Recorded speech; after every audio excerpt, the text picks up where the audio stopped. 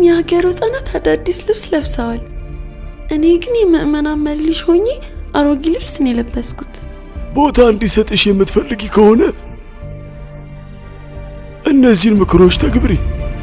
የቀኑን ክፍለ ጊዜ ለሰዎች መርጫል፣ የሌሊቱን ደግሞ ለጌታዬ ሰጥቻለሁ። ሚሊዮን ነፍስ እንኳን ቢኖረኝ በአላህ መንገድ ላይ መስዋዕት ማድረግ ነው። ስማ ጸሐፊው፣ ጻፍ። ስልጣን ዋልታዎች አሉት፣ ያለ እነሱ ሊጸና አይችልም። ሙዛሂም አሸንፈሃለሁ አንተ አረብ። የዲን ነቀርሳ ደግሞ ስግብግብነት። ይሄ እኮ ንግዳችንንና የዕለት ጉርሳችንን የምናገኝበት ነው። ሼዎቹ ሪዝቃችሁን የምትሰበስቡት ላኢላሃ ኢላላህ የሚሉ ወንድሞቻችሁን በማስገደል ነው። አዎ አህመድ ነው።